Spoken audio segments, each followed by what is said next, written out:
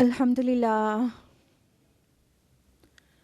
الحمدللہ رب العالمین والصلاة والسلام علی رسولہ الکریم وعلی آلہ واصحابہ اجمعین اما بعد فاعوذ باللہ من الشیطان الرجیم بسم اللہ الرحمن الرحیم شہر رمضان الذی انزل فیہ القرآن ھدی للناس وبینات من الہدی والفرقان بسم اللہ الرحمن الرحیم رب اشرح لی صدری ویسر لی امری واحلل عقدۃ من لسانی یفقہوا قولی۔ میری عزیز سامعات، درس قرآن مجید میں آپ کا تہہ دل سے خیر مقدم ہے۔ السلام علیکم ورحمۃ اللہ وبرکاتہ۔ کیسے آپ سبھی لوگ؟ الحمدللہ۔ اللہ تعالیٰ آپ کو اچھا رکھے، بہت خوشحال رکھے، صراط مستقیم پر رکھے، سردی اور وائرس سے آپ کی حفاظت کرے، اور اللہ تعالیٰ آپ کو دنیا اور آخرت دونوں میں کامیابی اور کامرانی نصیب کرے، آمین۔ آپ بہت مبارکباد کی مستحق ہیں کہ جو لوگ یہاں موجود ہیں وہ بہت تیز ٹھنڈ کو مات دے کر یہاں پہنچ گئے ہیں، اس کو چیلنج کر کے، ورنہ آج بلینکٹ سے کسی کا نکلنے کا دل ہی نہیں کر رہا ہے۔ تو یہ قرآن کے شہدائی لوگ ہیں جو یہاں پر موجود ہیں۔ اللہ تعالیٰ آپ کا قرآن کے ساتھ جو رشتہ ہے اتنا محبت بھرا، وہ مزید مضبوط کرے، اور یہ آپ کے لیے دنیا میں بھی اور آخرت میں بھی باعث خیر و برکت قرار پائے، آمین۔ تو ہم لوگ جلدی سے آ جاتے ہیں۔ کون سی سورہ چل رہی تھی درس قرآن میں؟ سورہ مؤمنون۔ سورہ مؤمنون کی کتنی آیات ہم لوگ لاسٹ ٹائم ڈیٹیل میں اسٹڈی کر چکے تھے؟ 4 آیات۔ تو آج ہم لوگ آیت نمبر 5 آنورڈس تفصیل سے جانیں گے، لیکن اس سے پہلے ان 4 آیات کا خلاصہ، سمری، ایک چھوٹا سا ریویژن۔ تو اللہ تعالیٰ نے آیت نمبر 1 to 11 میں سورہ مؤمنون کی کچھ مومنین کی صفات بیان کی ہیں، جن کے متعلق خوشخبری ہے کہ وہ کامیاب ہو گئے اور وہ جنتوں میں جائیں گے اور فردوس کے وارث ہیں۔ تو ان میں سب سے پہلی آیت میں خوشخبری سنائی گئی کہ کامیاب ہو گئے مومنین، اور آیت نمبر 2 میں منشن کیا گیا جو اپنی صلاح میں خشوع کرتے ہیں۔ تو سب سے پہلے مومن کے لیے کیا امپورٹنٹ ہے؟ صلاح میں خشوع ہونا، اللہ تعالیٰ کے سامنے ہر درجے کی ہیوملٹی، عاجزی اور انکساری کا ظاہر کرنا، اور سب سے امپورٹنٹلی دل خشوع سے بھر جانا۔ پھر اس کے بعد جو اپنے آپ کو لغو سے بچائے رکھتے ہیں، جو stay away from doing any when thing, بے مطلب بے مقصد کی باتوں سے اپنے کو بچاتے ہیں، لغو سے پرہیز کرتے ہیں۔ یعنی کامیاب ہونے والوں کی سیکنڈ جو کیریکٹرسٹک ہے وہ کیا ہے کہ وہ ایبزرڈ وین، لغو سے بالکل پرہیز کرتے ہیں۔ پھر اگلی چیز کیا بتائی گئی کہ وہ زکوٰۃ کے اوپر وہ عامل ہیں، یعنی اور تفصیل سے بتایا تھا ہم نے لاسٹ ٹائم کہ زکوٰۃ کے طریقے پر عامل ہیں۔ اس کا مطلب یہ ہوگا کہ وہ ہر طرح کی تطہیر اور تزکیے کا کام کرتے ہیں، اپنے نفس کا تزکیہ کرتے ہیں اور اپنی سول کو پاک رکھتے ہیں، کیونکہ بالفعل زکوٰۃ ایتائے زکوٰۃ انداز نہیں آیا ہے یہاں پر، جو دینے کے لیے ہوتا ہے، زکوٰۃ دینے کے لیے۔ یہاں پر زکوٰۃ اپنے لغوی معنی کے اعتبار سے ہے، یعنی پاکی کا کام کرتے ہیں۔ تو اپنے آپ کو، اپنے سول کو اور اپنے اراؤنڈ سوسائٹی کو فلتھ سے، امپیورٹی سے پاک کرتے رہتے ہیں۔ بس اس کے آگے کا ہم لوگ آج جانیں گے۔ تو آپ کے سامنے اب تفصیل سے آئے گا آیت نمبر 5 آنورڈز۔ تو آیت نمبر 5 سماعت فرمائیے۔ أعوذ بالله من الشيطان الرجيم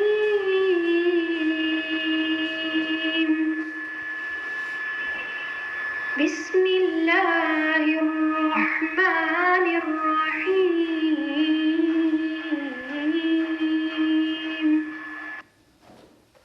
والذين هم لفروجهم حافظون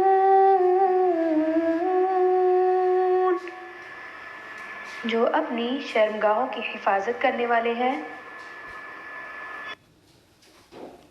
اگلی آیت میں اللہ تعالیٰ کیا فرما رہے ہیں کہ کامیاب ہونے والوں کی صفات میں ایک بہت امپورٹنٹ صفت یہ ہے کہ وہ اپنے فروج کی حفاظت کرتے ہیں، یعنی کسی قسم کی گندے کام نہیں کرتے ہیں، اپنے آپ کو پاک رکھتے ہیں۔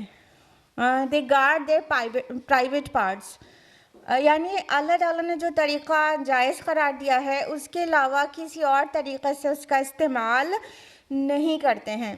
اس کے اوپر والی آیت میں آیت نمبر 5 میں مینشن کیا گیا کہ والذین ہم للزکاۃ فاعلون، جو زکوٰۃ کے طریقے پر عامل ہیں، تو وہ پیورٹی، سول کی پیورٹی ہو گئی زکوٰۃ، لیکن یہاں پر واضح ہو رہا ہے کہ پیورٹی اور بھی کسی چیز کی چاہیے، یعنی اب جنسی پیورٹی، اپنے جو جنسی خواہشات ہیں اس کو لمٹ کرتے ہیں، اللہ تعالیٰ کے بتائے طریقے پر رکھتے ہیں، اور اپنے جو جنسی تعلقات ہیں اس کا بھی تزکیہ کرتے رہتے ہیں، اس کو بھی پیوریفائڈ رکھتے ہیں، اور غیر تطہیر مطلب غیر پاک طریقے سے اس کا استعمال بالکل نہیں کرتے ہیں، یعنی کہ زنا کی طرف لے جانے والے کوئی کام نہیں کرتے ہیں۔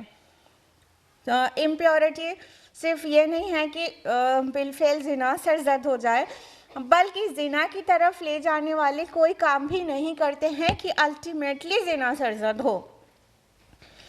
جیسے کہ اللہ تعالیٰ نے قرآن حکیم میں سورہ اسراء سورہ نمبر 17 آیت نمبر 32 میں فرمایا کہ وَلَا تَقْرَبُوا الزِّنَا، اور زنا کے قریب بھی مت جاؤ۔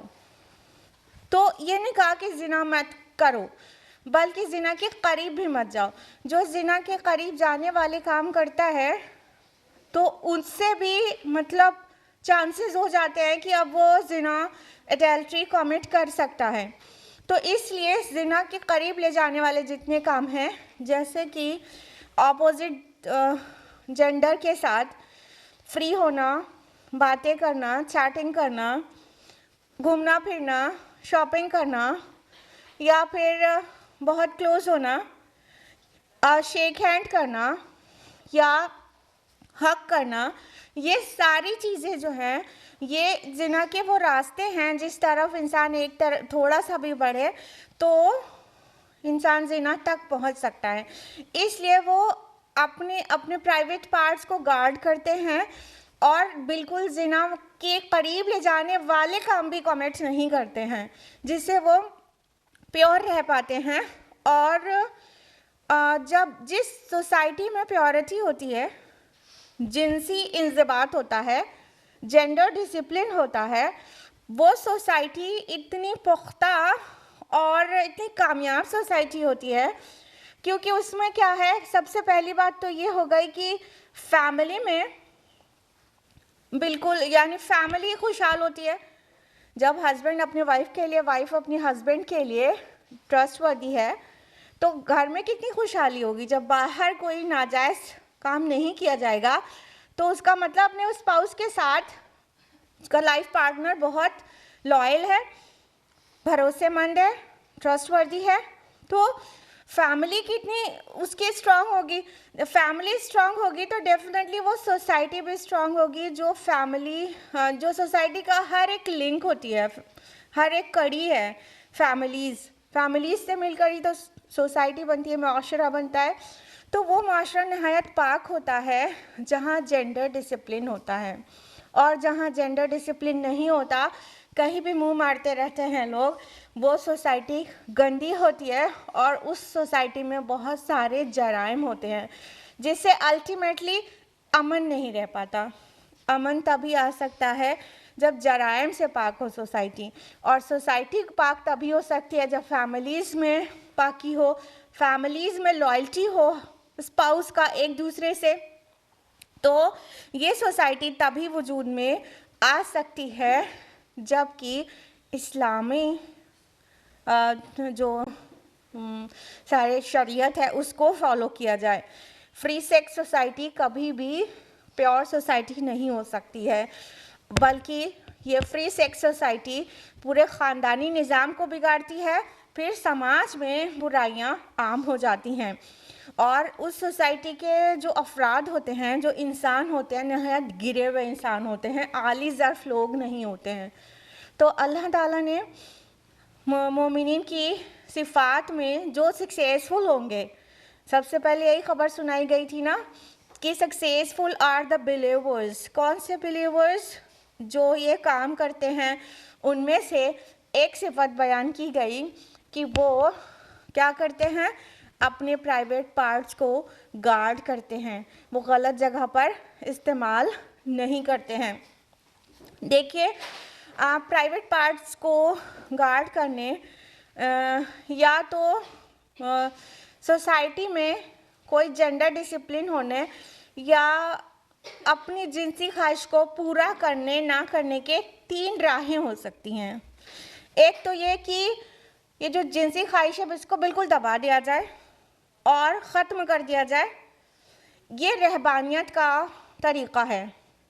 ठीक है, क्रिश्चियन मोनास्टिसिज्म में ये सबसे ज़्यादा पाया जाता है। हर मज़ाहिब में कुछ लोग ऐसे होते हैं जो समझते हैं कि जिनसी ख्वाहिश को पूरा करना ये गिरी हुई बात है और इंसान अल्लाह ताला के क़ुर्ब हासिल नहीं कर सकता अगर जिनसी ख्वाहिश पूरी की जाए, तो वो राहिब हो जाते हैं। क्रिश्चियंस में कहें तो राहिब कहलाते हैं और हिंदूज़ में कहें तो सन्यासी होते हैं और बुद्धिज़्म में कहें तो भिक्षु होते हैं।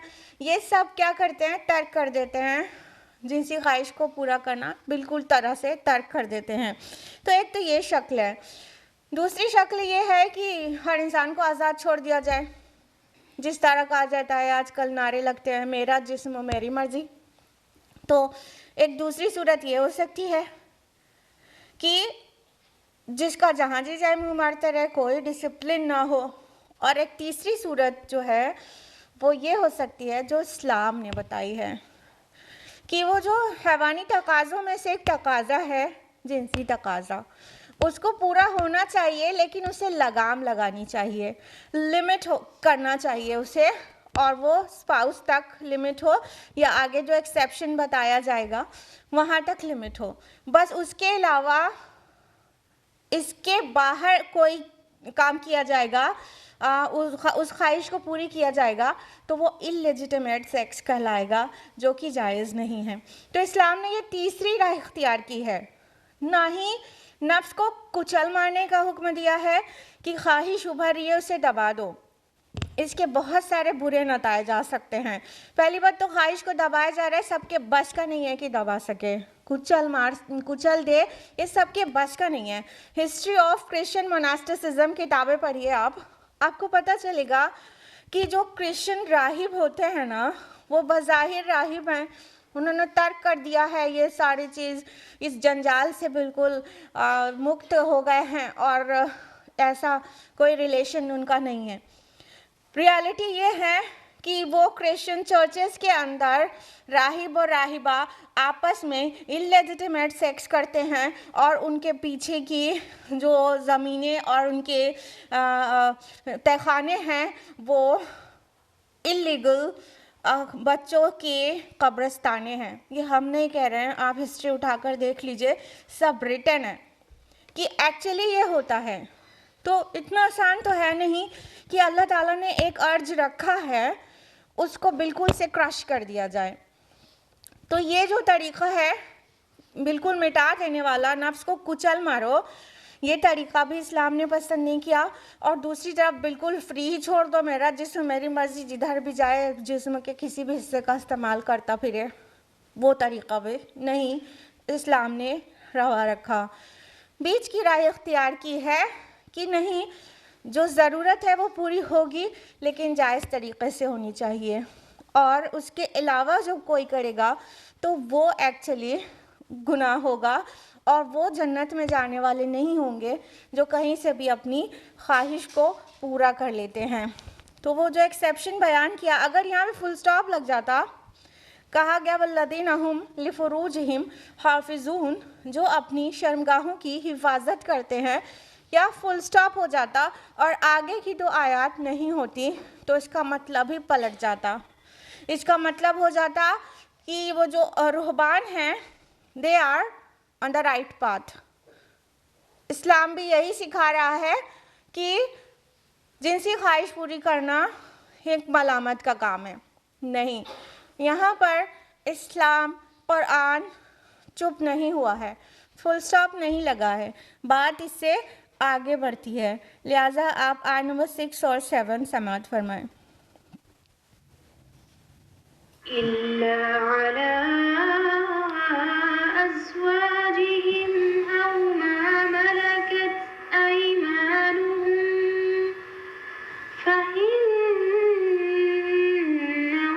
غير ملومين. بجز اپنی بیویوں اور ملکیت کی لونڈیوں کے یقیناً یہ ملامتیوں میں سے نہیں ہیں. فمن ابتغى وراء ذلك فأولئك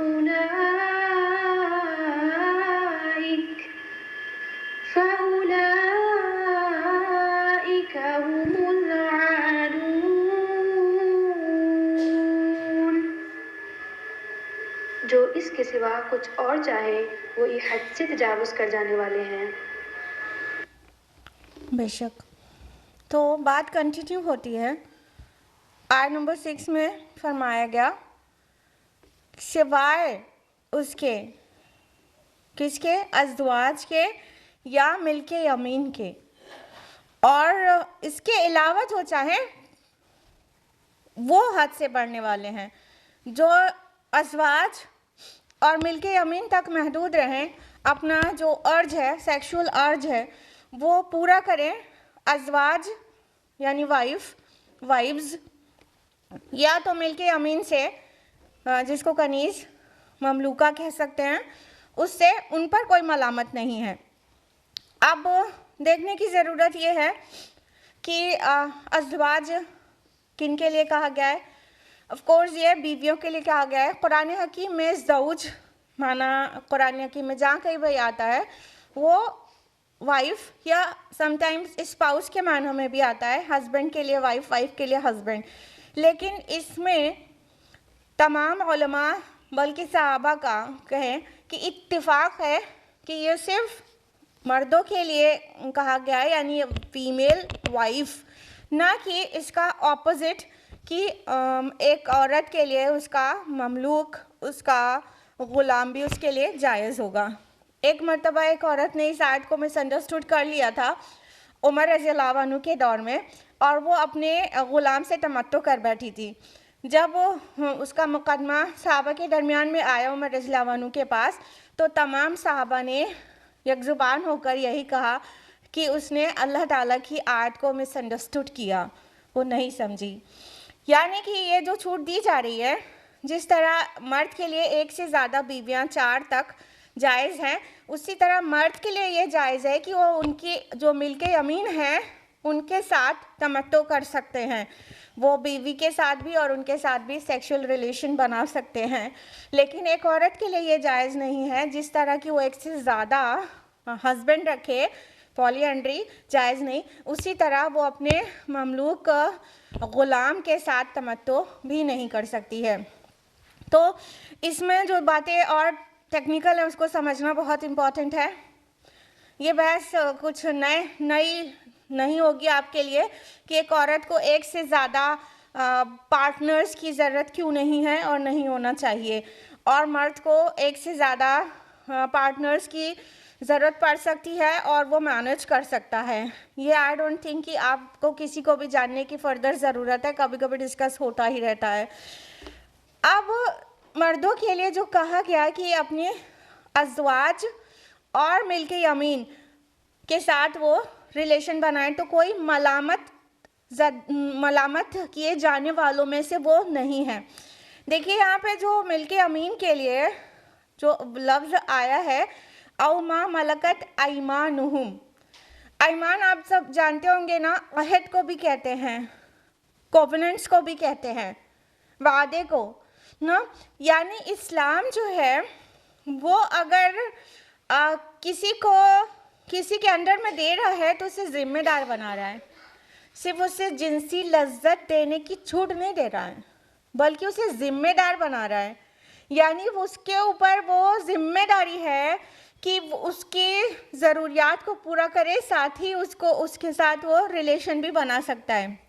ये बहुत लोग के गले से उतरता नहीं है, लेकिन इसका जब डीप स्टडी करेंगे तो समझ में आएगा कि मिल्क यमीन से यानी ममलूका से तमत्तो करने की इजाज़त जो इस्लाम ने दी है वो कितना सोसाइटी में रहमत है, ना कि ज़हमत। पहली बात तो ये समझ लीजिए कि प्रेजेंट डे सोसाइटी में ये ग़ुलामी और ममलूका होने का बिल्कुल कॉन्सेप्ट ख़त्म है ऑलमोस्ट। शायद ही दुनिया के किसी खत्ते में कभी किसी आर्टिकल में पढ़ने में आ जाता है, लेकिन बहरहाल ये ऑलमोस्ट ख़त्म है इस वक्त दुनिया से। जिस दौर में इस्लाम ज़ाहिर हुआ, कुरान मजीद नाजिल हुआ, उस दौर में ऐसा था कि जो जंगों से हासिल होने वाली ख़वातीन होती थीं उनको अपनी मिल्कियत में लिया जाता था और ग़ुलाम बनाया जाता था, और इस्लाम ने उसे कंटिन्यू किया है। लेकिन बहुत सारे हिदायत दिए हैं, बहुत सारे अहकाम बयान किए हैं, उनके बहुत सारे हुकूक बयान किए हैं। तो उनमें से अगर एक हक़ ये भी दिया है कि आका उसके साथ रिलेशन बना सकता है, तो वो गले से क्यों नहीं उतरता। देखिए हमारी सोसाइटी में ये इसमें किसी को परेशानी नहीं होती कि जो मनकूहा है उसके साथ तो फिज़िकल रिलेशन हस्बैंड बनाए। क्यों? क्योंकि वो बहुत नॉर्मल बात है, इस वजह से शायद। क्यों? मतलब बीवी के साथ अगर रिश्ता कायम करे शौहर तो अजीब नहीं लगता ना हम लोगों को। क्यों? अगर जब बीवी किस वजह से उसके साथ रिलेशन बनाना लीगलाइज हुआ, निकाह की वजह से। लेकिन ममलूका का किस वजह से रिलेशन बनाना जायज़ हो गया? मिल्क की वजह से, उसकी मिल्कियत में आ गई ना। अल्लाह का बनाया कानून ये भी, अल्लाह का बनाया कानून ये भी, तो उसमें हमें कोई प्रॉब्लम नहीं होनी चाहिए। लेकिन शौहर बीवी का हमारी सोसाइटी में आम है तो हम आसानी से उसको नॉर्मल बात समझते हैं, लेकिन वो भी अल्लाह ही का कानून है और ये भी अल्लाह ही का कानून है कि मिल्क यमीन के साथ रिलेशन बनाए, वो हमारी थ्रोट से उतरता नहीं। अब ज़रा सोचिए कि अगर ऐसा नहीं होता तो क्या होता, और जहाँ नहीं होता था तो वहाँ क्या होता था। और आज भी जो जंगों में कैदी बनाए जा रहे हैं, आज की भी जंगों में, कहने का मतलब ये नहीं कि अब उन्हें ग़ुलाम बनाना चाहिए, कहने का मतलब ये कि उनके साथ किस तरह से बिहेव किया जा रहा है। ज़रा डिटेंशन कैंप्स की हालत को पढ़ लीजिए आप लोग एक बार, कि डिटेंशन कैंप्स में जो थाउजेंड्स एंड थाउजेंड्स इम्प्रिजनर्स होते हैं, एक तरह से इम्प्रिजन ही किया जाता है, उन्हें कैद किया जाता है, उनके साथ किस तरह से बिहेव किया जाता है। फ़ौजी लोग उनसे एक से कितनी बार बदकारी किया करते हैं, खाने पीने वॉशरूम जाने तक की भी उन्हें वो आज़ादी और फैसिलिटी नहीं होती है, ना जाने किस तरह से बिहेव किया जाता है। तो उस टाइम पर जब जंगें बेशुमार हुआ करती थीं, अगर इस चीज़ को एकदम से स्टॉप कर दिया जाता तो आपने कभी सोचा है समाज में क्या सूरत हाल बन के सामने आती। ये जो भी मिल्कियत में दे दिया जाता, लेकिन उनके साथ आका का रिश्ता रात में जायज़ नहीं होता, तो क्या होता कि एक खातून है, उसका शौहर तो या छूट गया है या मर गया है, हाँ, और उसके पास अब जिनसी ख्वाहिश को पूरा करने के लिए कोई ऑप्शन नहीं है, तो अल्टीमेटली क्या करती? सोसाइटी में इधर उधर डोरे डालती फिरती कि नहीं, दूसरे मर्दों के ऊपर डोरे डालती और समाज में गंदगी पनपती। इस गंदगी से सोसाइटी को पाक करने के लिए इस्लाम ने उसको चैनलाइज कर दिया और उसको रूल्स रेगुलेशंस में जकड़ कर सबको बिल्कुल डिसिप्लिन में ला दिया कि जो भी आका को जो मिल्क यमीन उसके मतलब बांदी मिलेगी तो उसके खाने कपड़े की जिम्मेदारी उसकी होगी। उस सोसाइटी में उसको उसके आका का नाम मिलेगा कि फलां की وہ ہے ملک ہے، اور اگر اس سے اولاد ہوگی تو ایک آزاد عورت سے جس سے اس نے نکاح کیا ہے اس کی اولاد اور ایک باندی سے جو اولاد ہوگی ان دونوں میں بال برابر کا بھی فرق نہیں ہوگا. اتنی کوالٹی دی گئی. اور پھر اس کو کبھی بھی اس عورت کو جس سے اولاد بھی لے چکا ہے مرد، اس عورت کو کبھی فروخت نہیں کر سکتا ہے. اب وہ اس کے بچے کی ماں ہے تو بہت سارے حقوق متعین کیے، لیکن اگر ایسا نہیں کیا جاتا، ان خواتین کو فری چھوڑ دیا جاتا تو سوسائٹی میں بہت گندگی پھیلتی. کیونکہ after all everybody is aware of it کہ جنسی خواہش بھی ایک انسان کی ضرورت ہے اور اس کو ڈسپلن میں لانا بہت امپورٹنٹ ہے. لہٰذا اسلام نے یہ طریقہ اختیار کیا ہے کہ اس کو ڈسپلن، اس کا sex discipline, gender discipline maintain کیا ہے. تو جو لوگ اپنی بیوی یا اپنی مملوکہ کے ساتھ اپنے سیکشول ارج کو پورا کرتے ہیں تو ان کو کوئی ملامت نہیں کر سکتا. ملومین لفظ آیا ہے جس کا روٹ ہے لام واو میم، یعنی ان پر کوئی ملامت نہیں کر سکتا، ان کو کوئی برا نہیں کہہ سکتا، وہ کوئی غلط کام نہیں کر رہے ہیں. تو یہ جائز تسکین جنس کے لیے ہے کہ اگر اس راستے سے اپنی کوئی ضرورت پوری کرتا ہے تو کوئی بھی مسئلہ نہیں ہے. اور ساتھ میں نکاح متع جو ابھی بھی جائز سمجھا جاتا ہے وہ قطعی جائز نہیں ہے. یعنی یہ جو کانٹریکٹ میرجز ہوتی ہیں، متع کے بارے میں سن رکھا ہوگا آپ نے، کانٹریکٹ میرجز یہ بالکل انویلڈ ہیں. اسلام کی ایک دم شروعاتی دور میں الاؤڈ تھی، پھر اس کے بعد اسے منع کر دیا گیا، تو یہ نہیں کر سکتے. اس کے علاوہ اللہ تعالیٰ نے فرمایا یہ دو طریقوں کے علاوہ نکاح سے جو بیوی ساتھ میں آئی ہے وہ، یا پھر ملک یمین ہے، داہنے ہاتھ جس کے مالک ہیں، رائٹ ہینڈ پوزیسز، ٹھیک ہے، ملک یمین یعنی وہ ذمہ دار ہیں ان کے، وہ ان کی ضروریات کو پورا کرنے کے، ان کو سوسائٹی میں عزت دلانے کے، ان کو پروٹیکشن دینے کے سب سے بڑے ذمہ دار ہیں وہ شخص جس کی ملک میں ہے وہ خاتون. تو اس طرح سے اسلام نے اس کو لمٹ کیا. اس کے علاوہ جو طریقے ہیں وہ سب انویلڈ قرار پائے، یعنی زنا یا عمل قوم لوط یا ماسٹربیشن جس میں علماء کا اختلاف ہے، یہ سارے طریقے اسلام نے حرام قرار دیے. یعنی ایڈلٹری اور فورنیکیشن آل کائنڈس، ٹھیک ہے. اس کے علاوہ ہومو سیکشوالٹی یا عمل قوم لوط یا اس طرح کے جتنی بھی چیزیں ہیں وہ سب حرام قرار دیے گئے. ماسٹربیشن کے متعلق اسکالرس کا ڈفرینس آف اوپینین ہے. امام احمد ابن حنبل رحمہ اللہ اس کو جائز قرار دیتے ہیں، جبکہ امام شافعی اور مالک رحمہ اللہ یہ بالکل ہی حرام قرار دیتے ہیں.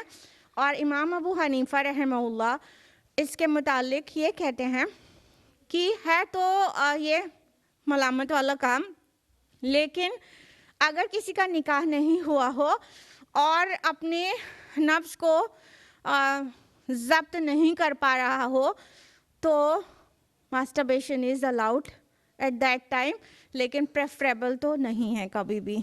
تو اس طرح سے ماسٹربیشن میں تو ڈفرینس آف اوپینین ہے. باقی جتنے بھی طریقے ہوں گے اپنی جنسی خواہش کو پورا کرنے کے، وہ یہ دو طریقوں کے علاوہ، نکاح اور ملک یمین کے علاوہ سارے کے سارے ناجائز اور حرام قرار پائے اسلام میں.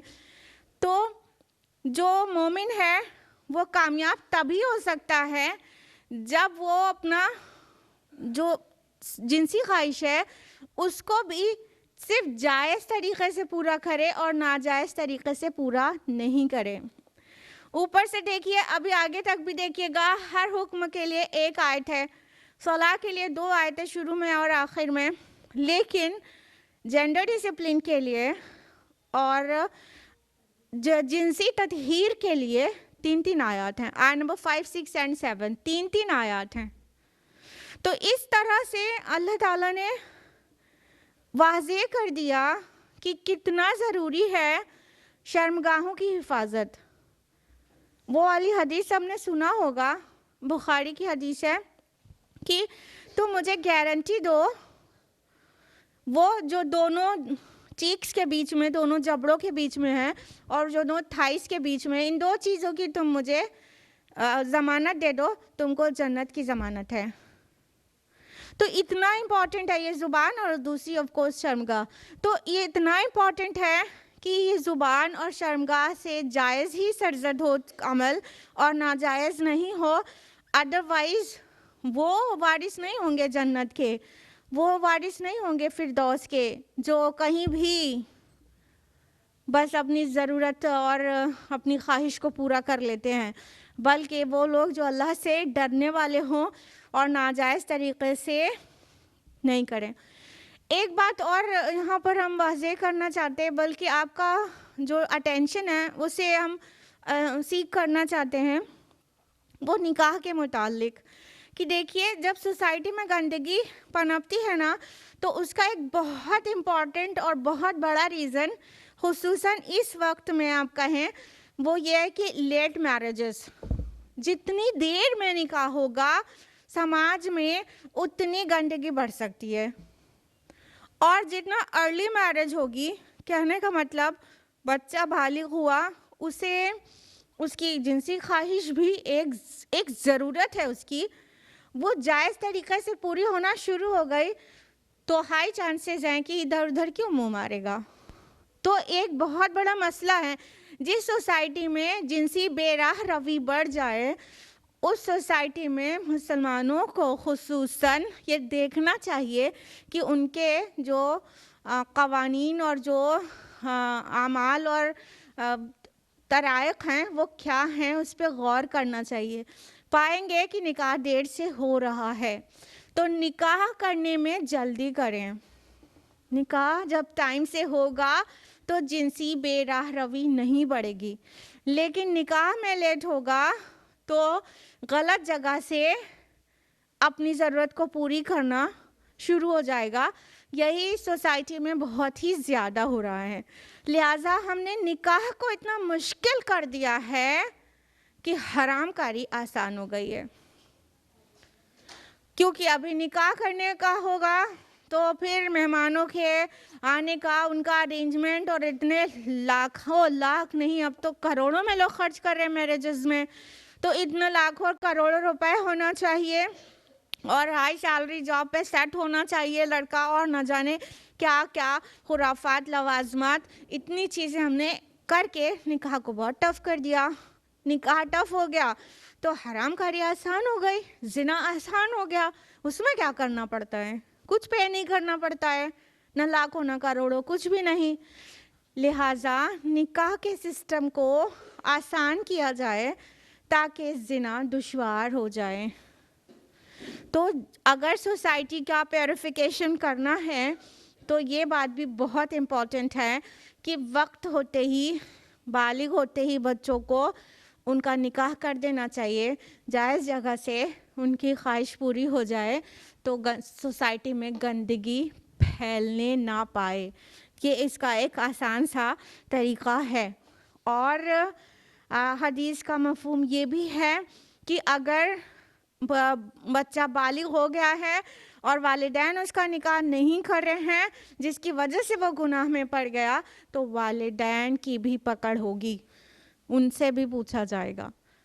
لہٰذا والدین کان کھول کر سن لیں کہ اپنے ارمان کو ذرا دبائیں اور نکاح کو آسان کریں تاکہ بے راہ روی اور زنا دشوار ہو جائے اور سوسائٹی میں اور خصوصاً آپ کی خود کی اولاد پاک باز ہو.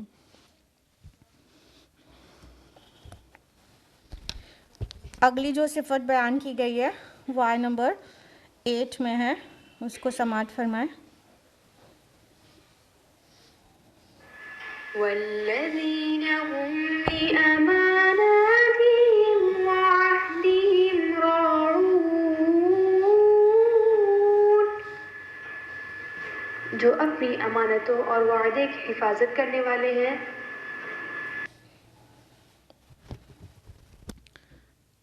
اگلی دو صفات جو اللہ تعالیٰ نے بیان کی کامیاب ہونے والوں کی وہ کیا ہیں کہ امانت کا اور وعدے کا پاس و لحاظ کرتے ہیں، وہ اس کے راعی ہیں۔ دیکھیے لِأَمَانَاتِهِمْ لفظ آیا ہے تو امانت ورڈ امن سے ہے، یعنی جب ہم پر کوئی بھروسہ کرے اور ہم اس کے بھروسے کو پورا کریں تو امن رہتا ہے نا۔ تو جب امانت رکھی جائے تو اسے خیانت نہ کیا جائے تو ہی امن ہے۔ تو امانت تو امن سے ہے، عہد سب لوگ جانتے ہیں وعدے کو کہتے ہیں، جو کہا جائے وہ پورا کیا جائے۔ اور راعون جو لفظ آیا ہے یہ راعی کا پلیورل ہے۔ راعی مینس ہوتا ہے شیفرڈ، چرواہا۔ چرواہا کیا کرتا ہے؟ اپنے جو فلاک ہوتا ہے، اپنا گلہ جو ہوتا ہے اس کی حفاظت کرتا ہے، اس کے لیے بہت سپر واچفل ہوتا ہے۔ تو اس لیے یہاں پر یہ دو جو صفات ہے امانت کی اور وعدے کی، وہ بہت پاس و لحاظ رکھتے ہیں، اس کے لیے بہت واچفل ہیں، اس کی بہت حفاظت کرتے ہیں، راعی کی طرح ہیں، چرواہے کی طرح، ان دونوں کا بہت خیال رکھتے ہیں، ان کی حفاظت کرتے ہیں۔ راعی کا یہی کام ہے نا، اگر چرواہا روز روز 2-4 بھیڑ بکری گم کر دے تو پھر کس بات کا راعی ہے؟ وہ کیا دیکھ بھال کی اس نے؟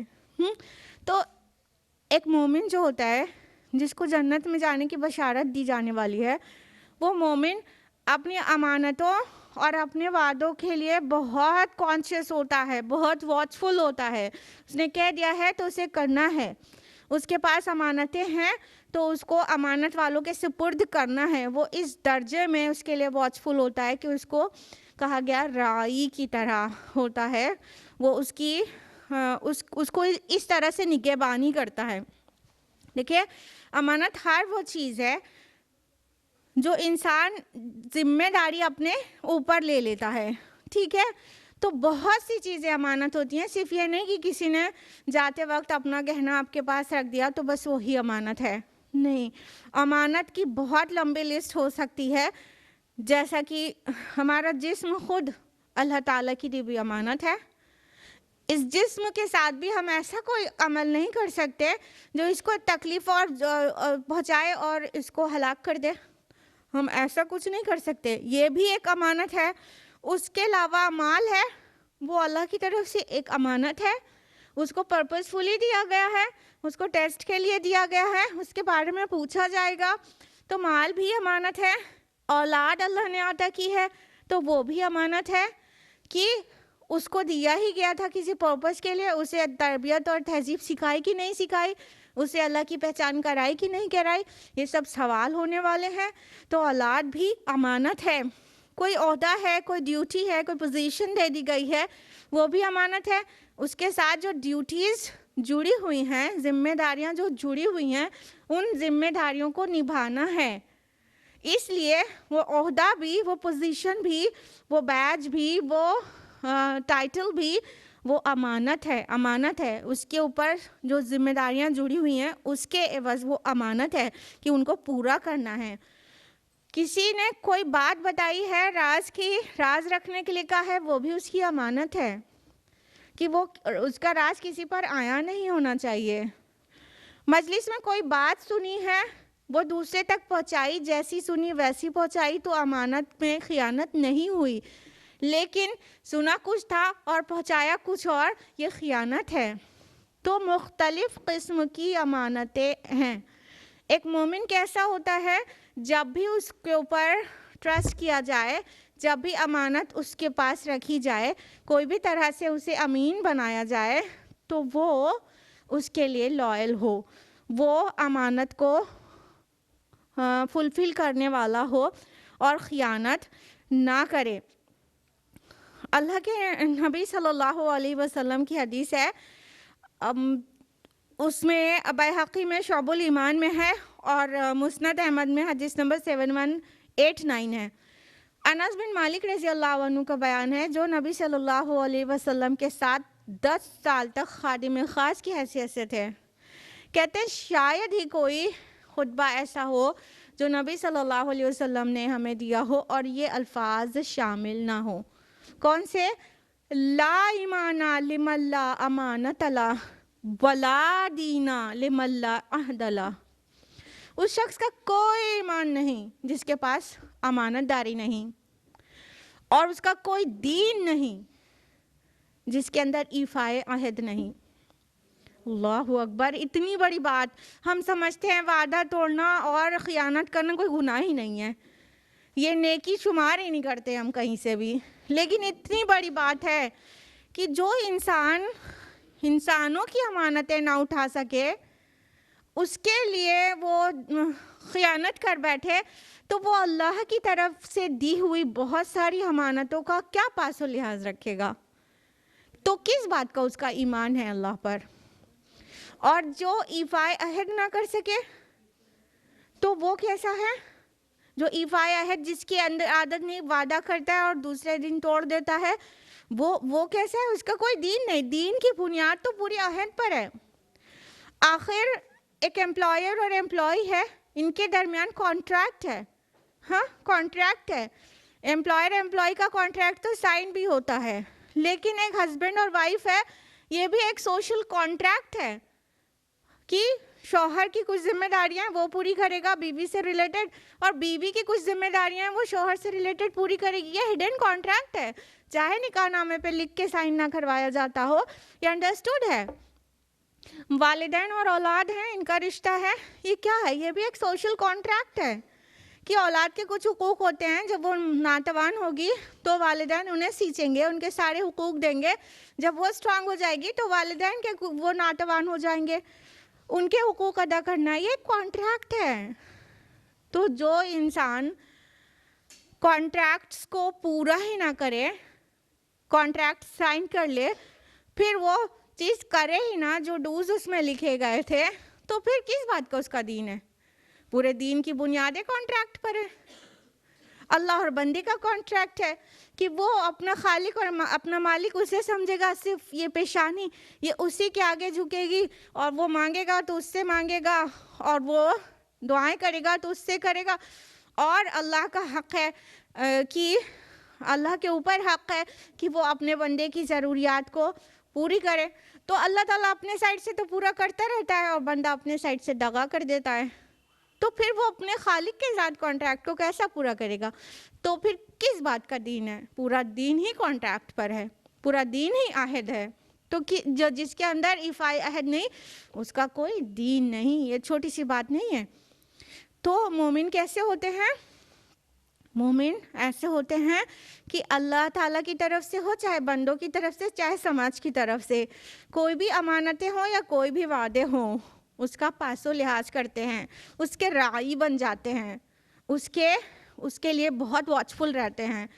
بخاری کی حدیث ہے، کلکم راعٍ، تم میں سے ہر کوئی چرواہا ہے، ہر ایک راعی ہے، وَكُلُّكُمْ مَسْئُولٌ عَنْ رَعِيَّتِهِ، کہ تم میں سے ہر ایک سے اس کی رعیت کے متعلق پوچھا جائے گا۔ یعنی جو جس کا بھی واچفل ہے، اس کے انڈر میں جو کچھ ہے اس کے بارے میں پوچھا جائے گا۔ وَالْمَرْأَةُ رَاعِيَةٌ فِي بَيْتِ زَوْجِهَا وَوَلَدِهِ، اور ایک عورت راعیہ ہے، نگراں ہے اپنے شوہر کے گھر کی اور اس کے اولاد کی۔ پوچھا جائے گا عورتوں سے، شوہر کی اولاد کے بارے میں، اس کے گھر میں رکھا مال، اس کے انڈر میں جو ہے اس کے بارے میں پوچھا جائے گا۔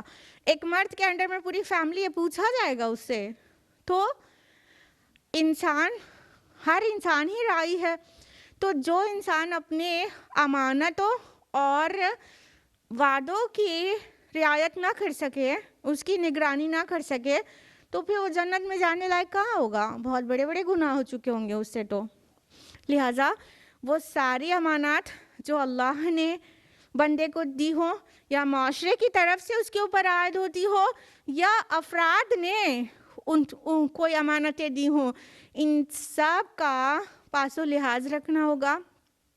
اور معاہدے جس بھی طرح کے ہوں، چاہے انسان کے خدا کے درمیان معاہدے ہوں، چاہے انسان کے ساتھ معاہدے ہوں، یا کسی قوم کے دوسری قوم کے ساتھ معاہدے ہوں، ان سبھی لیولز پر ان سب کو پورا کرنا ہوگا، نبھانا ہوگا، عہد کی حفاظت کرنا ہوگا۔ جیسے چرواہا اپنی بکریوں کے گلے کی حفاظت کرتا ہے، تبھی تو وہ راعی کہلاتا ہے۔ اللہ تعالیٰ کے ہاں روز آخرت وعدوں کے بارے میں پوچھا جائے گا. قرآن حکیم میں بارہا وعدوں کی حفاظت کرنے کے لیے کہا گیا. سورہ مائدہ تو بگے نہیں ایسے ہوتی ہے. سورہ مائدہ کی آیت نمبر 1 ہے یا ایھا الذین آمنوا اوفوا بالعقود. اے لوگو جو ایمان لائے ہو اپنے وعدوں کو پورا کرو. Fulfil your covenants. جو بھی تم نے معاہدے وعدے کیے ہیں ان کو پورا کرو. تو کسی بھی معاشرے کا نظام اس وقت تک درست نہیں ہو سکتا جب تک وہاں کے امانت دار امانتیں ادا نہ کریں اور وعدہ جنہوں نے کیا ہے وہ وعدے پورے نہ کریں. ابھی دیکھیے یہ جتنے بھی پولیٹیشینز ہیں اس میں جتنے ایگزیکٹوز ہیں لیڈرز ہیں یہ سب کیا ہیں ان کے پاس پورے ملک کی امانتیں ہیں. اب جب یہ ہماری امانتیں ادا نہیں کرتے تو ہمیں بہت برا لگتا ہے نا. تو ان کے لیے بھی آرڈر ہے سورہ نساء کے آیت نمبر 58 میں کہ امانت والوں کی امانتیں ادا کر دو. ہاں تو ان کے پاس امانتیں ہیں تو یہ پورے کنٹری لیول پر ان کے پاس امانتیں ہیں. ہمارے پاس ہو سکتا ہے اسمال اسکیل پر ہو لیکن امانتیں سب کی ہوتی ہی ہیں. جیسا کہ ابھی آپ کچھ باتیں سن رہے ہیں وہ بھی ایک امانت ہے. کچھ اور جا کے بیان کر دیا گیا تو وہ خیانت ہو جائے گی. تو اس طرح معاشرے میں امن قائم کرنے کی یہ بنیادیں ہیں کہ وہاں کے لوگ بہت امین ہوں اور وعدہ نبھانے والے ہوں. تو پھر جو جن کے اندر یہ صفات ہوگی تو اللہ تعالیٰ ان کو کیوں نہ جنت میں جگہ دے. اس کے بعد اب ایک آخری صفت اس تسلسل میں جو ہے اس کو سن لیجئے. آیت نمبر 9. والذین هم علی صلواتهم یحافظون. جو اپنی نمازوں کی نگہبانی کرتے ہیں.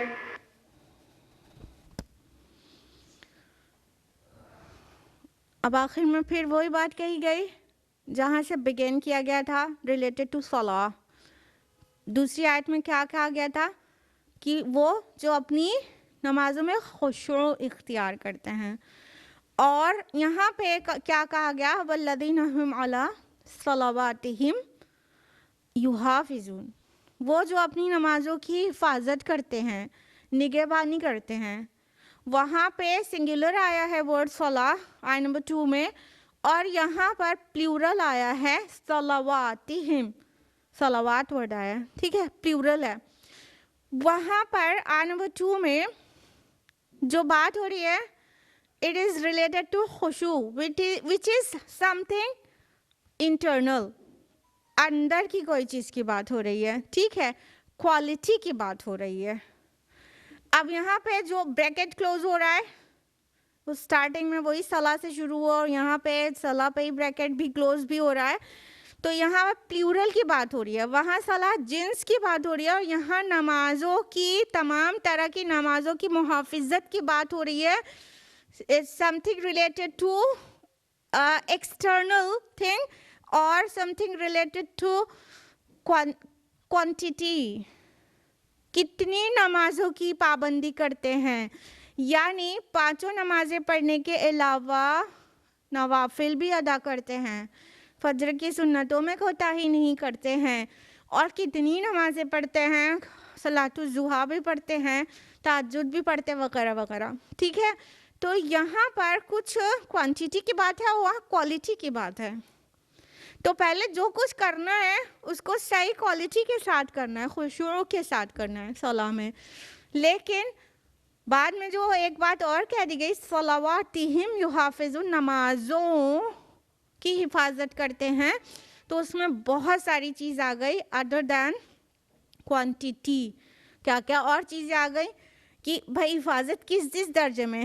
پہلی بات تو صلاح کو اس کے وقت پر پڑھنا وقت کی پابندی کا خیال رکھنا. ایک دم آخر وقت پہ وقت ختم ہوتے ہوتے بس مرغے کی طرح 2 ٹھونگے مار لینا یہ والی نماز نہیں.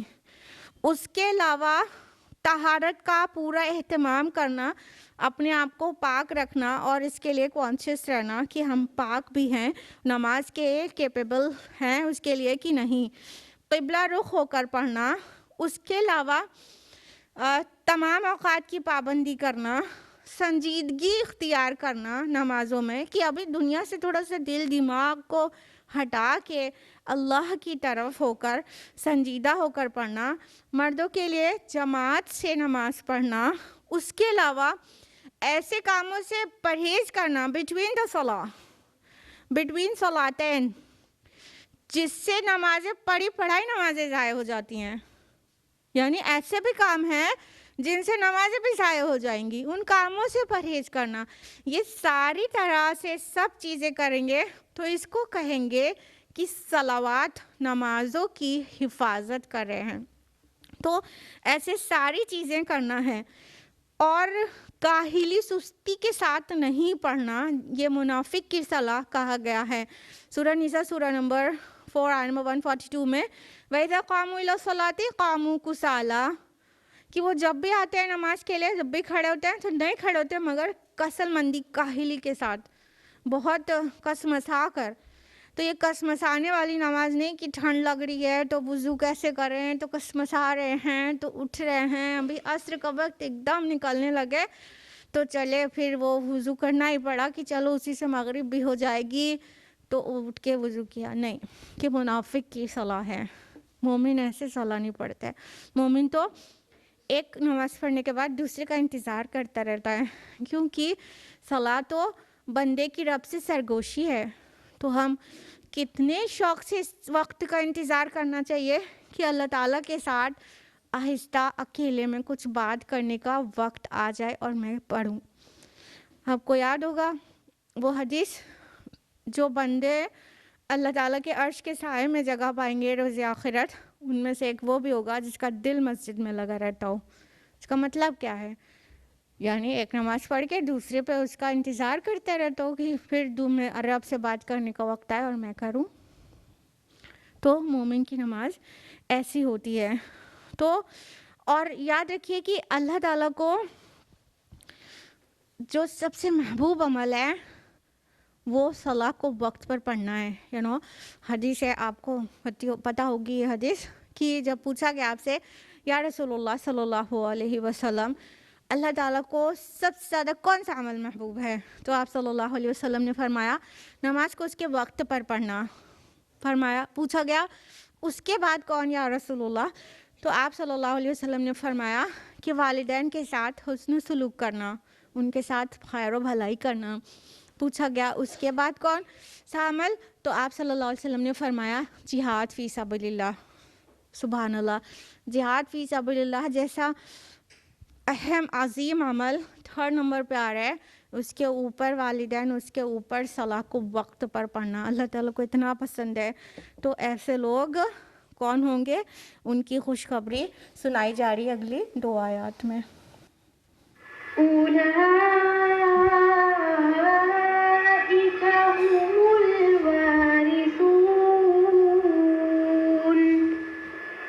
یہی وارث ہیں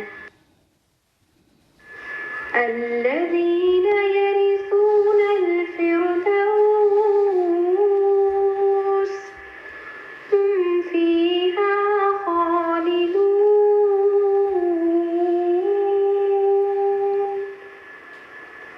جو فردوس کے وارث ہوں گے جہاں وہ ہمیشہ رہیں گے۔ تو یہ سارے اعمال جو کرے گا جس کے اندر یہ تمام صفات ہوں گی، اس کے متعلق اللہ تعالیٰ کا وعدہ ہے وہ وارث ہوں گے، وارث سبحان اللہ، دے آر دا انہیریٹرز۔ کس چیز کے؟ فردوس کے وارث۔ فردوس کیا ہے؟ جنت کا اعلیٰ ترین درجہ ہے، سب کو پتہ ہے کیونکہ شوق سب کو بہت ہے ماشاء اللہ۔ تو اللہ تعالیٰ فرماتے ہیں کہ اولئک ھم الوارثون، وہ وارث ہوں گے۔ کیوں کہا گیا وارث ہوں گے جنت کے؟ انعام میں کیوں نہیں ملے گی، وراثت میں کیوں ملے گی جنت؟ اس کے لیے مختلف آراء ہیں۔ پہلی بات تو یہ ہوئی کہ جو وراثت میں چیز ملتی ہے، انہیریٹنس میں، وہ خود بخود مل جاتی ہے، ملکیت میں آ جاتی ہے اور اس ملکیت کو منسوخ نہیں کیا جا سکتا، کوئی اسے کاٹ نہیں کر سکتا، بس وارث ہے جو وہ وارث ہے۔ لہٰذا جنت جب وراثت میں مل جائے گی تو اسے کوئی چھین نہیں سکتا، اس کا جو مستحق ہوگا وہ جنت میں ہمیشہ ہمیشہ رہے گا، اسے کوئی چھین نہیں سکتا۔ دوسری بات یہ کہ مطلب وراثت آخر میں ملتی ہے، انجام کار کے بعد ملتی ہے، تو کیونکہ والدین کی جب ڈیتھ ہو جاتی ہے تو ترکے میں ہی تو وراثت ملتی ہے، یا جس سے بھی انہیریٹ کر رہے ہیں اس کی جب ڈیتھ ہو جاتی ہے تو ترکے میں ملتا ہے نا، ترک کی ہوئی چیز کو وراثت کہتے ہیں۔ تو یہ جو جنت ہے وہ بھی آخر میں ملے گی، دنیا کی ساری زندگی ختم ہوگی، قیامت کا حساب و کتاب فنش ہو جائے گا، اس کے بعد مل جائے گی، اس وجہ سے بھی اس کو کہتے ہیں۔ اور ایک آرا میں سے ایک رائے یہ بھی ہے کہ آدم علیہ السلام نے وہ چھوڑا تھا وہ جگہ، اس لیے پھر وہاں ریٹرن ہوں گے، اس لیے بھی کہہ سکتے ہیں کہ وارث کہا گیا جنت کے۔ تو اور ایک رائے یہ بھی ہے کہ جنت، وہ حدیث سے پتہ چلتا ہے نا کہ جنت میں ہر کسی کی جگہ ہے، فردوس میں ہر کسی کی جگہ ہے، سب کی جگہ فکس کر دی گئی ہے۔ انسان کا عمل ہے جو کچھ لوگ جنت میں نہیں پہنچ پائیں گے، تو جو جنت میں نہیں پہنچ پائے گا تو اس کی جگہ، بقیہ جگہ بھی وہ لوگ اویل کریں گے جو جنت میں پہنچ جائیں گے۔ یعنی جب سب کی جگہ آلریڈی فکسڈ تھی، جو حدیث سے پتہ چلتا ہے، ہوائی بات نہیں کر رہے ہیں، ٹھیک ہے، جنت میں سب کی جگہ آلریڈی فکسڈ تھی، تو پھر وہاں تک پہنچ جانے میں کہیں گے پھر میراث میں ملی ہے، ٹھیک ہے۔ اسی طرح جہنم میں بھی سب کی جگہ فکسڈ ہے، پھر اپنے اعمال کی بلندی سے انسان جنت میں پہنچ جائے گا تو وہ جہنمیوں کے حوالے ہو جائے گی وہ جگہ، جس کے انہیریٹرز وہاں نہیں پہنچے، جنت میں پہنچ گئے۔ تو دونوں جگہ اللہ تعالیٰ نے سب کا مقام بنا دیا ہے، یہ ہمارے اعمال ہوں گے، جیسا کہ حدیث سے یہ بھی پتہ چلتا ہے کہ بلکہ قرآن میں بھی ہے کہ ان کے اعمال کا بدلہ ہوگا، تو یہ وہ اعمال ہوں گے جو جنت تک پہنچائیں گے۔ اب یہاں پہ کون سی جنت کی بات ہو رہی ہے؟ فردوس۔ فردوس جو لفظ ہے انگلش میں اس کو پیراڈائز کہتے ہیں، اور بہت ساری دوسری زبانوں میں بھی یہ لفظ پایا جاتا ہے، جس کا معنی ہوتا ہے گرین ویلی، ایک گارڈن، ایسا سبز ہرا ایسا گارڈن جہاں آل کائنڈس کے فروٹس اور فلاورز ہوں۔ دوسری زبانوں میں فردوس لفظ کے ساتھ اس میں پرندوں کا ہونا اور جانوروں کا ہونا، پایا جانا بھی وہاں پر معروف ہے۔ تو اللہ تعالیٰ نے جو یہ صفات جن کے اندر ہیں ان کے متعلق اللہ تعالیٰ نے کہا ہے کہ یہ فردوس کے وارث ہوں گے، سب سے اعلیٰ جنتوں میں جائیں گے۔ اور اللہ کے نبی صلی اللہ علیہ وسلم کی حدیث ہے صحیح بخاری کی کہ جب بھی تم اللہ سے جنت مانگو تو فَاسْأَلُوا الْفِرْدَوْسَ، تو فردوس کا سوال کرو، اور کیونکہ وہ جنت کا اعلیٰ ترین درجہ ہے، جنت کی ساری نہریں وہاں سے نکلتی ہیں اور اس کے اوپر رحمان کا عرش ہے، سبحان اللہ۔ تو ہم میں سے ہر کسی کو یہ خواہش ہونی چاہیے کہ اللہ تعالیٰ اسے فردوس میں جگہ دے، جنت الفردوس میں۔ تو آئیے مل کر مانگے، اللہم انی اسألک الجنہ، بلکہ نسألک، ہم لوگ سب ایک ساتھ مل کر مانگتے ہیں، اللہم انا نسألک الجنہ ونعوذ بک من النار، اللہم انا نسألک الجنہ ونعوذ بک من النار، اللہم انا نسألک الجنہ ونعوذ بک من النار۔ اللہ ہم آپ سے جنت اور خصوصاً فردوس کا سوال کرتے ہیں اور آگ کے عذاب سے پناہ مانگتے ہیں، آمین۔ جب بھی کوئی دعا 3 بار مانگی جائے تو اللہ سن لیتے ہیں، تو اس لیے خاص دعائیں اپنی 3 بار مانگا کریں۔ لہٰذا یہ تمام صفات جن کے اندر ہوں گی وہ فردوس کے وارث ہوں گے۔ تو ایک بار جلدی سے ریویژن لے لیتے ہیں، حالانکہ وقت ہو گیا ہے۔ سب سے پہلے مومنین کے لیے کہا گیا وہ کامیاب ہو گئے کون؟ جو اپنی صلاح میں خشوع کرتے ہیں، جو لغو سے پرہیز کرتے ہیں، جو زکوٰۃ یعنی پیوریفیکیشن کے طریقے پر عامل ہوتے ہیں، اور جو اپنے پرائیویٹ پارٹس کو گارڈ کرتے ہیں. اس کے لیے 3 آیات ہیں. ٹھیک ہے. پھر اس کے بعد کیا کہا گیا کہ اور وہ جو اپنے امانت اور وعدوں کا پاس و لحاظ رکھتے ہیں اور وہ اپنی صلاح مکمل سب طرح سے اس کو گارڈ کرتے حفاظت کرتے ہیں, ان صفات کو رکھنے والے یہ سب کیا ہیں؟ جنت الفردوس کے وارث ہیں. اللہم ربنا اجعلنا منہم, اللہم ربنا اجعلنا منہم, اللہم ربنا اجعلنا منہم. آمین یا رب العالمین. وآخر دعوانا الحمدللہ رب العالمین. والسلام علیکم ورحمۃ اللہ وبرکاتہ.